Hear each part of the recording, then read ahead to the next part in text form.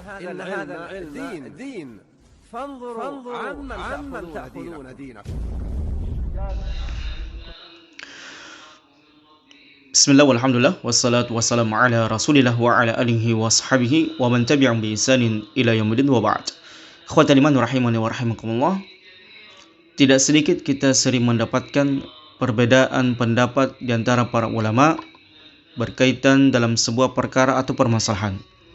Dan ketahuilah jamaah rahmatullah, perbedaan pendapat itu adalah merupakan perkara yang lumrah di kalangan para ulama ketika mereka membahas, menjelaskan atau memahami sebuah permasalahan agama yang kita jalankan. Dan tentunya jamaah rahmatullah, ada beberapa poin yang penting kita perhatikan, bahwasanya perbedaan pendapat di antara para ulama di dalam kitab-kitab mereka ataupun nukilan-nukilan mereka itu adalah merupakan perkara yang lumrah, sehingga seorang muslim itu jangan kaget dan jangan dia merasa risih dengan perbedaan pendapat tersebut.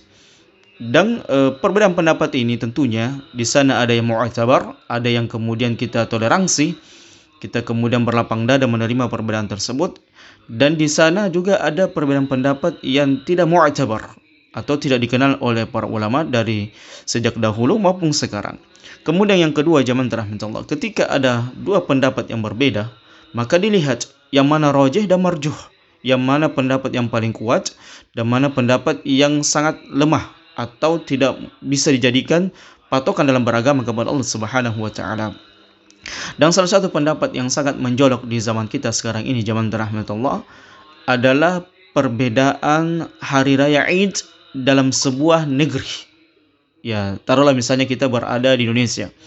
Sekarang kita di Indonesia ini ada dua hari raya, yaitu hari raya ini yang mereka kemudian mengikut lebarannya Saudi Arabia dengan alasan bahwasanya 9 Dzulhijjah itu berkaitan dengan wukuf di Arafah, sebagaimana Nabi SAW mengatakan dalam sebuah hadis yang sahih, al-hajju Arafah, bahwasanya puncak dari ibadah yang dilakukan oleh manusia ketika mereka berada di tanah haram adalah wukuf di Arafah. Sehingga patokan mereka ya tidak akan mungkin terjadi 9 Dzulhijjah itu atau tidak mungkin akan ada wukuf di Arafah kecuali kita berada di Arab Saudi, sehingga takarannya, timbangannya adalah tempat. Dan itu pun kemudian setelah 9 Dzulhijjah wukuf di Arafah, ya otomatis esok harinya 10 Dzulhijjah atau merayakan hari raya Idul Adha.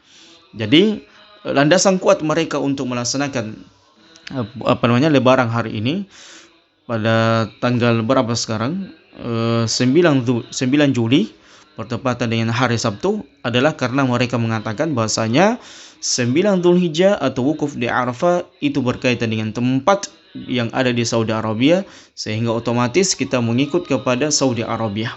Kemudian kalau kita ingin melihat dan membaca perjalanan kehidupan Nabi SAW berdasarkan juga dengan keterangan-keterangan para ulama, ternyata tidak demikian jamaah rahmatullah subhanahu wa ta'ala sebagaimana pendapat yang pertama tadi. Sehingga untuk menguatkan pendapat yang kedua ini, maka ada mungkin 5 poin atau 6 poin yang akan ana sampaikan kepada antum semuanya. Yang pertama, jamaah rahmatullah, diteliti oleh para ulama bahwasanya Nabi SAW ketika beliau hijrah dari Mekah menuju Madinah, maka beliau sudah terbiasa berpuasa pada 9 Dzulhijjah. Bahkan disebutkan dalam sebuah hadis, Nabi SAW sudah terbiasa berpuasa pada tanggal 1, 2, 3, 4, 5, 6, 7, 8, 9 Dzulhijjah. Jadi beliau sudah terbiasa berpuasa di hari-hari tersebut. Dan ditekankan lagi bahwasanya Nabi SAW berpuasa pada tanggal 9 Dzulhijjah.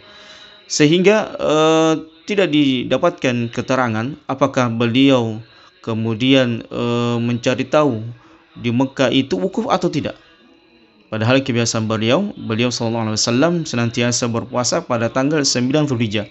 Hadis ini sebagaimana diriwayatkan oleh Ummul Mukminin, para ibunda istri Nabi SAW, ibunda mukminin, bahwasanya Nabi SAW disebutkan kana Nabi SAW, kana Rasulullah SAW yasumu tis'ata min Dzulhijjah. Adalah Nabi SAW itu beliau senantiasa berpuasa pada tanggal 9 Dzulhijjah. Jadi tidak berkaitan dengan tempat Artinya apa jamaah rahmatullah? Selama pada tahun 2, 3, 4, 5, 6, 7, 8, 9 Hijriah, Nabi SAW tidak melaksanakan haji. Dan Nabi SAW nanti melaksanakan ibadah haji pada tahun ke-10 Hijriah. Kemudian yang kedua, kata para ulama berkaitan dengan perkara tersebut, bahwasanya Nabi SAW ketika berpuasa 9 Zulhijjah dan dilakukan oleh para sahabat Nabi SAW, maka beliau tidak mengutus, tidak ada hadis dari Nabi SAW keterangan bahwasanya beliau mengutus di antara para sahabatnya untuk mencari tahu apakah di Mekah sana manusia sementara wukuf melaksanakan ibadah haji atau tidak. Artinya apa jamaah rahmatullah? Nabi SAW senantiasa berpuasa sesuai penanggalan Hijriah yang ada di Madinah, matlak di Madinah, dan beliau tidak menginduk atau mengikuti apakah di Mekah itu sedang melaksanakan wukuf atau tidak. Maka ini adalah merupakan dalil yang kedua. Kemudian dalil yang ketiga jamaah rahmatullah berkaitan dengan apakah 9 Zulhijjah itu berkaitan dengan tempat atau hanya berkaitan dengan waktu ru'yatul hilal matlak masing-masing di negeri kaum muslimin. Dalil yang ketiga jamaah rahmatullah adalah dalil yang sangat kuat sebagaimana sebuah hadis yang Nabi SAW sebutkan, "Idza ra'aitum hilal dzilhijjah wa arada ahadukum ayudahi falyumsik min syi'rihi aw athfarihi wa athfarihi." Apabila kalian telah melihat ru'yah hilal bulan Zulhijjah dan salah seorang di antara kalian ingin menyembelih hewan kurbannya, maka janganlah dia memotong sedikit pun bagian dari rambutnya ataupun kukunya. Maka dijelaskan oleh para ulama, tetap ya Idul Adha itu menentukan hari tanggal 1 Zulhijjah itu adalah dengan ru'yatul hilal. Dan maklum bahwasanya ru'yatul hilal di setiap negeri itu berbeda-beda. Maka ini adalah merupakan dalil yang sangat kuat jamaah rahmatullah bahwasanya Nabi SAW memerintahkan kita untuk menentukan tanggal 1 Zulhijjah, dan apabila kita ingin berkurban untuk dengan ru'yatul hilal. Dan maklum bahwasanya ru'yatul hilal di setiap daerah itu berbeda-beda. Kemudian dalil yang keempat jamaah rahmatullah adalah dalil yang disebutkan oleh hadis yang disebutkan, kisah yang disebutkan oleh Quraib, di mana Quraib ini satu ketika diutus oleh Ummu Fadl binti Al-Harith yang di mana dia satu ketika dia diutus oleh Ummu Fadl binti Al-Harith ke negeri Syam, yang di mana negeri Syam itu pada saat itu yang menjadi pemimpinnya adalah Muawiyah dalam sebuah perkara. Maka dia diutus oleh Ummu Fadl binti Al-Harith. Ketika beliau Quraib ini sampai di kota Syam, maka beliau mendapatkan penduduk Syam ini telah melihat ru'yatul hilal di malam Jumat. Maka dia pun melihatnya dan berpuasalah kaum muslimin esok harinya. Baik. Singkat cerita jamaah rahmatullah, kemudian Quraib ini menghabiskan waktu beberapa hari di negeri Syam, kemudian dia kembali ke negeri Madinah. Ketika berada di Madinah, maka Abdullah bin Abbas bertanya kepada Quraib, apakah kalian melihat ru'yatul hilal di Syam? Dan itu hari apa? Maka Quraib ini mengatakan, ya, saya melihat dengan mata saya sendiri bahwasanya ru'yatul hilal itu jatuh pada malam Jumat.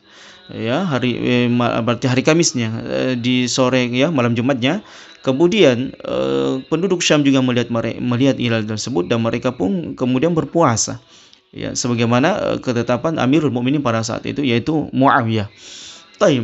Quraib kemudian mengatakan, kalau kalian hari apa? Maka Abdullah bin Abbas kemudian menjawab, adapun kami melihat ru'yatul hilal itu pada hari Sabtu, ya, malam Sabtu.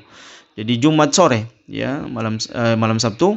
Kemudian kami pun berpuasa dan menggenapkan puasa tahun ini sebanyak 30 hari, sebagaimana ru'yatul hilal yang kami lihat di Madinah ini. Maka Quraib kemudian mengatakan, apakah kalian tidak mengikuti matlaknya, ru'yanya Muawiyah atau penduduk Syam? Maka Abdullah bin Abbas mengajarkan kepada Quraib sebuah hadis dari Nabi SAW. Beliau kemudian mengatakan, demikianlah apa yang diajarkan oleh Nabi SAW kepada kami, yaitu ru'yatul hilal di negeri masing-masing. Karena Nabi SAW mengatakan, apabila kalian melihat ru'yatul hilal maka berpuasalah, dan apabila kalian melihat hilal maka berbukalah, artinya berlebaranlah. Itu adalah merupakan perintah Nabi SAW. Maka ya, keterangan riwayat ini jamaah rahmatullah sangat terang beneran bagi kita semuanya bahwasanya setiap negeri kaum muslimin itu memiliki matla' masing-masing dan tidak terikat dengan matla' negeri-negeri sendiri. Sebagaimana ya kisah antara Abdullah bin Abbas dengan Quraib, di mana Quraib itu beliau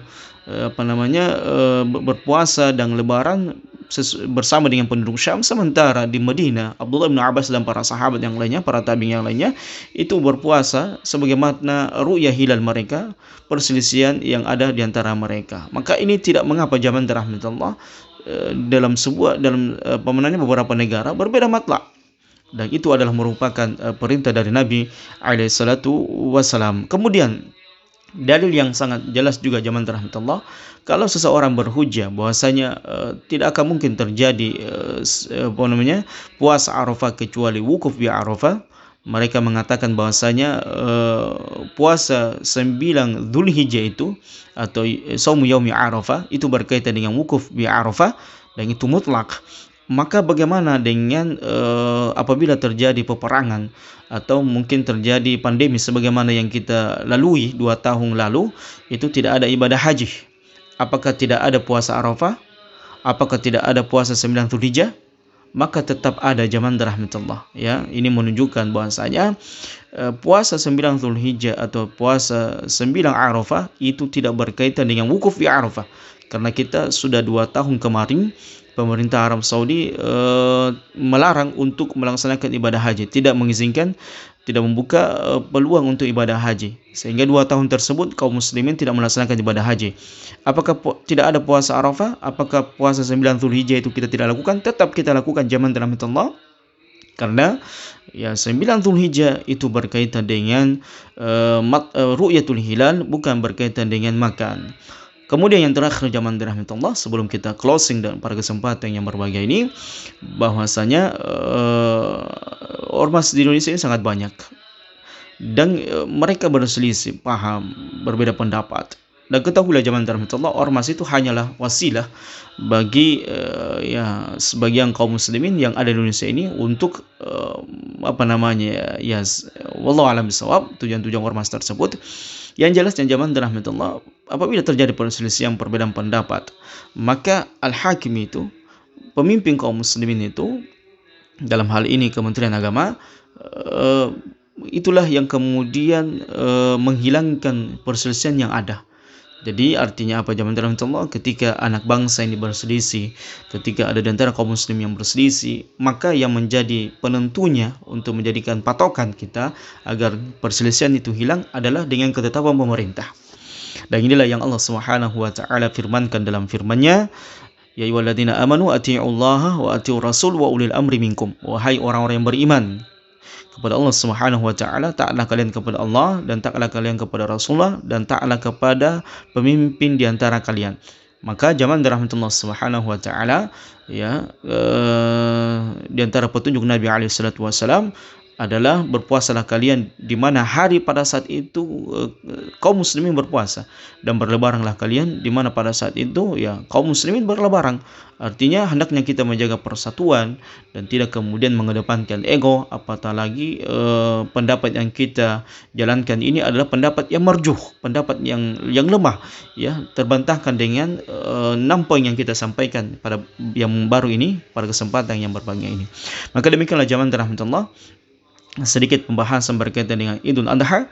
Adapun berlebaran bersama dengan mengikuti pemerintah Arab Saudi, maka ini tidaklah tepat, dan hendaknya kita kemudian berjalan di atas dalil-dalil Quran maupun sunnah Nabi alaihi salatu wasallam yang rajih, bukan pendapat yang marjuh, pendapat yang lemah, kemudian tidak bisa jadikan sandaran dalam beragama kepada Allah Subhanahu wa taala, sebagaimana pendalilan-pendalilan yang kita sebutkan pada kesempatan yang berbahagia ini.